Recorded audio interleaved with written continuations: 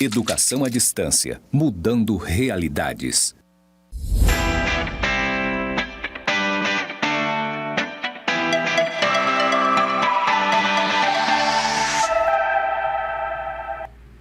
Olá, sejam bem-vindos e bem-vindas à nossa terceira web aula. Nessa terceira web aula, nós vamos tratar sobre processos de desenvolver, manter e monitorar pessoas. Então, essa é a nossa disciplina de gestão de pessoas e comportamento organizacional. Nas aulas anteriores, a gente já começou a falar sobre processos de gestão de pessoas, né? Viu como é importante a gente estudar sobre esses processos para a gente entender qual é a contribuição que um departamento ou um setor de gestão de pessoas pode fornecer, praticar dentro das organizações públicas.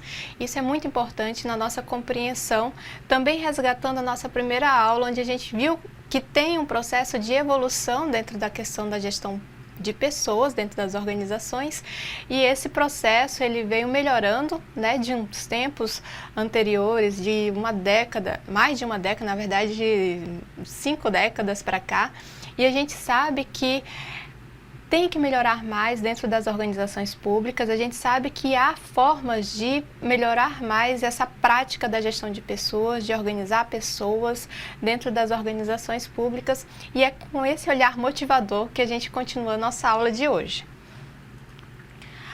Então, lembrando aqui, esses são os processos de gestão de pessoas, né, na sua unidade, e hoje a gente vai continuar falando dos processos de gestão de pessoas, nesse momento agora, sobre desenvolver pessoas. Então, o processo de desenvolver pessoas tem relação com programas de desenvolvimento e treinamento que visam promover o crescimento da pessoa na carreira, a fim de que consiga ter mais adequação na atividade do trabalho. Então, esse processo de desenvolvimento é importante a gente perceber que é um processo que deve ser longo e contínuo. Ele tem tudo a ver com, por exemplo, o planejamento estratégico da organização. Dentro do planejamento estratégico da organização é imprescindível, é necessário que se veja um planejamento de desenvolvimento dos servidores. Quando a organização foca nisso, quer dizer que a organização está focando estrategicamente na formação dos seus servidores. Mas é qualquer formação, é qualquer desenvolvimento? Não. É importante que a organização pública, os setores, foquem naquela formação, naquele desenvolvimento que é necessário e que é imprescindível para que a organização possa alcançar os melhores resultados, né? Em termos de serviços, atendimento, né? A sociedade em termos de suas operações. É importante a gente verificar isso porque às vezes acontece que, por exemplo, as pessoas estão no local trabalhando de educação, por exemplo, aí o gestor público vai lá e oferece uma formação na área de saúde, né? Se o local de educação não tiver cursos de saúde, então isso é uma formação que não contribui para o quê? Para o resultado final daquela ação. Então, vejo que às vezes há essa disparidade, né? Às vezes há formação, mas quando a gente olha e pergunta para o servidor público, ué, você fez a formação? Aí o servidor público fala, eu fiz, só que não ajuda na minha função, não ajuda na minha profissão, não ajuda a melhorar. Então, esses gaps, eles têm que ser resolvidos por meio de pensar, de planejar, de organizar o quê? Organizar um programa de desenvolvimento que seja compatível e coerente com a função, com a atividade do servidor, a atividade que ele está praticando hoje. Ele é gestor ou ele é um profissional da área de finanças, então ele precisa dessas formações de finanças. Ele é um profissional da área de controladoria, auditoria, ele precisa se especializar nesses ambientes, nessas atualizações, nas atualizações desse setor, para que ele possa também melhorar no seu trabalho e melhorar também o atendimento da organização como um todo. Mas é só esse tipo de formação que é importante? Não. Olha que interessante, existem alguns processos de formação, de desenvolvimento que é muito importante para, por exemplo, a dinâmica do trabalho num ambiente. Por exemplo, formação voltadas para o relacionamento interpessoal. Às vezes as pessoas elas não conseguem se relacionar muito bem com seus colegas de trabalho. Então essa formação ou esses cursos, treinamentos ou de desenvolvimentos, né? Eles são muito fundamentais dentro do processo da organização pública, né? As formações que realmente vai desenvolver, por exemplo, no processo de relacionamento com o outro, no processo de liderança, no processo de gestão. Então, também é um fator que pode melhorar as práticas dentro das organizações. Então, vamos compreender dois processos dentro do processo de desenvolver pessoas que é importante para a gente amadurecer essas ideias. É o treinamento e o desenvolvimento. O treinamento é um processo pelo qual uma pessoa é preparada para desempenhar com qualidade as tarefas específicas do cargo que ocupa. Já o desenvolvimento é um processo que começa no agora, mas reflete no desenvolvimento pessoal e profissional no futuro. Então, qual que é a diferença desses dois, né? O treinamento, ele costuma ser cursos de curta duração, muito pontuais e muito focado na técnica, na função, no conhecimento mais específico da profissão que a pessoa ocupa naquele cargo. Agora, o desenvolvimento, ele se refere a cursos de formação que são mais amplos, como a gente falou um pouquinho agora, por exemplo, curso de formação de liderança, curso de formação de equipe, curso de autoconhecimento, curso de relacionamento interpessoal, curso de resolução de conflitos. Esses cursos, eles são cursos um pouco mais constantes, que precisam ser continuados e que lá na frente, daqui a, 2, 4 anos, 10 anos, vai trazer um desenvolvimento conjunto para dentro da organização. Só esses tipos de cursos que trazem desenvolvimento? Não. Às vezes, as pessoas que estão ali, os servidores, eles têm uma formação X, mas eles sentem a necessidade, a motivação pessoal para também fazer uma outra formação, um outro curso de graduação, uma especialização, um mestrado, um doutorado dentro daquela área. E também, quando ele tem essa vontade, ele precisa ser, num sentido voltado para a organização, apoiado ali pela organização de alguma forma. E aí, o setor de gestão de pessoas é que vai fazer esses alinhamentos de vontades, né, de interesses, o que a organização tem de interesse daquele profissional, o que o profissional também desenvolveu de interesse dentro daquela organização. Às vezes o profissional entra ali como um técnico, mas ele quer fazer parte da área fim. E aí ele vai passar por todo um processo de formação, provavelmente fazer um outro processo de seleção, para que consiga alcançar aquilo que surgiu como objetivo na vida dele dentro daquele processo de experiência que ele teve na organização. Olha que interessante. Então, esses processos de desenvolvimento, eles precisam ser previstos, planejados e desenvolvidos dentro da organização. Um outro processo que é interessante a gente estudar é o de manter pessoas. Refere-se ao estabelecimento de um ambiente de trabalho harmônico, prazeroso para se trabalhar. Esse processo orienta a criar condições ambientais e psicológicas satisfatórias para que as pessoas possam realizar suas atividades.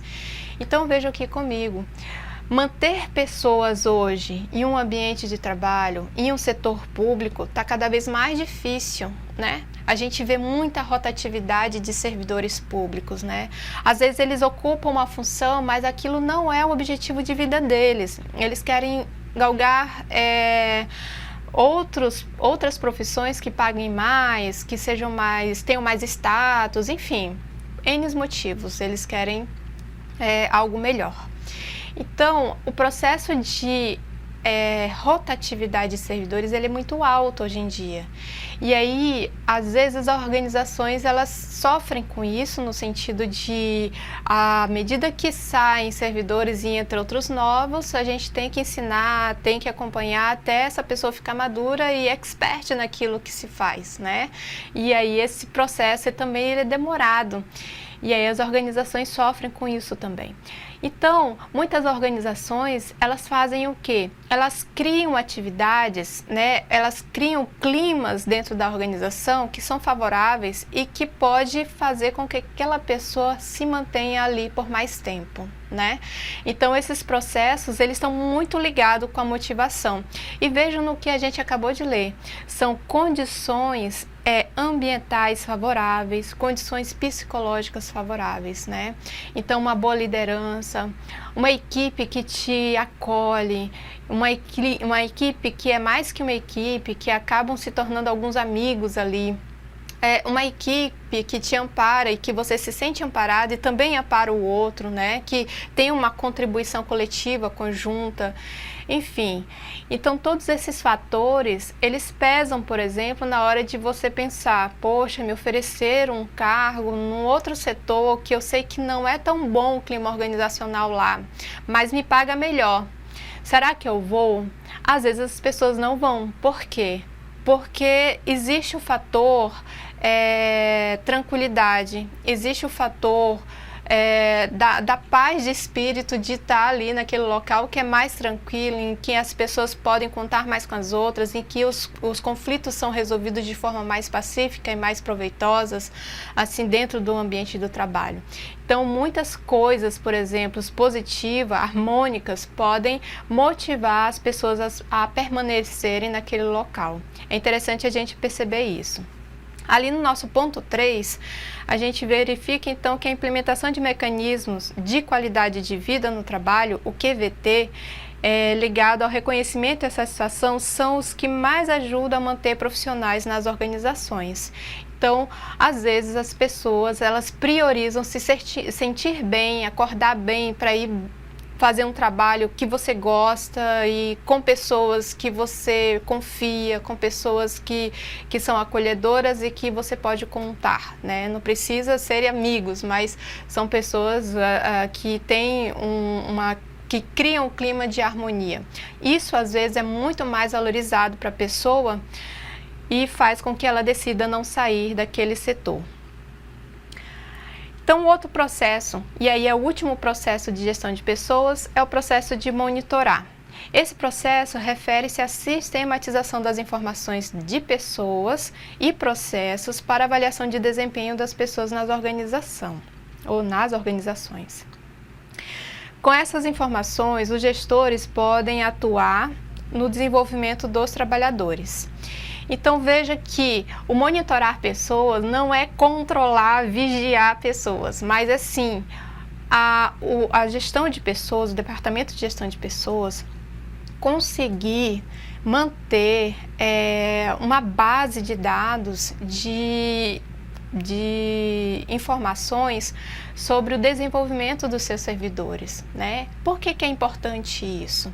É importante porque, às vezes, existe algum processo seletivo dentro daquela organização pública que pode, aí processo seletivo eu falo de cargo de gestão, cargo de direção, e se esses processos seletivos internos, eles são baseados em meritocracia, essas informações nesse sistema pode dar subsídio para os gestores ou para um processo de escolha de pessoas que estão capacitadas para aquilo. Não só isso, né? A gente sabe que quando a gente sabe que os outros, a gente tem um relatório de desenvolvimento dentro de uma organização, a gente sabe que as pessoas ficam mais motivadas quando, por exemplo, o setor de gestão de pessoas conhece isso. E quando eles podem contar com isso dentro dos seus processos de decisão, né? Às vezes, dentro do setor público, se criam algumas comissões para resolver alguns problemas contingenciais que surgiram ali. E vamos chamar quem? Vamos chamar pessoas que se capacitaram para isso, né? Pessoas que têm formação para isso. E essa informação é que às vezes falta dentro das organizações públicas, né? Aí a pessoa até sente, a pessoa fala, o servidor público até sente um quê de desvalorização, quando ele estuda, se forma, tem vários cursos, está ali atualizado, mas o setor de gestão pública não sabe disso, né? O setor de gestão de pessoas, no caso, não sabe disso, o seu gestor não sabe disso, né? Parece que há uma desvalorização. Então, é importante manter essas informações em dia até para processos de avaliação. E dentro da gestão pública, a gente sabe que tem processo de avaliação, principalmente nos primeiros anos, uma avaliação de desempenho daquele servidor, para ver se ele tem realmente capacidade para se relacionar, para fazer as atividades técnicas, as funções mais especializadas ali da profissão dele. Então, é importante esse tipo de monitoramento.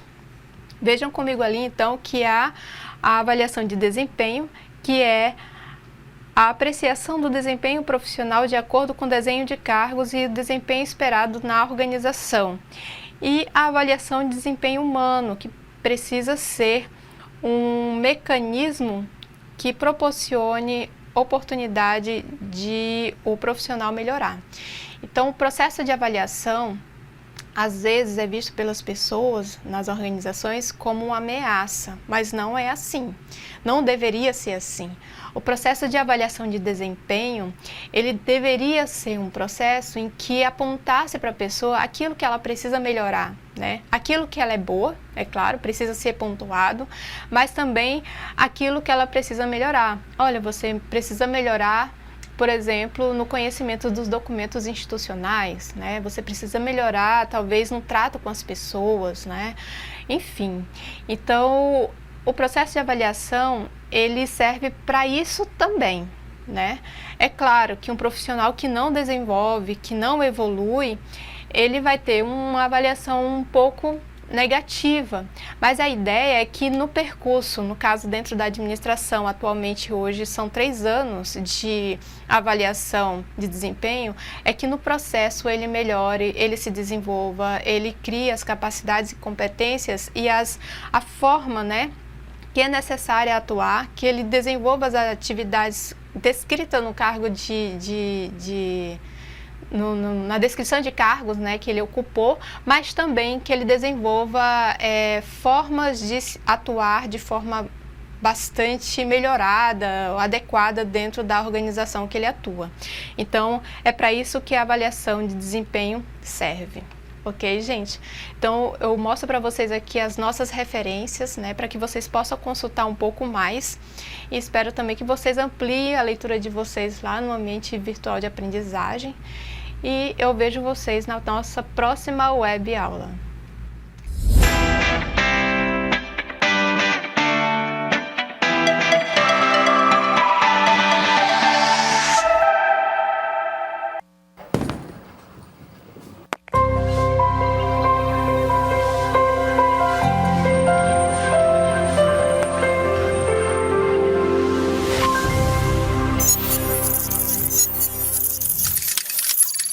Educação à distância, mudando realidades.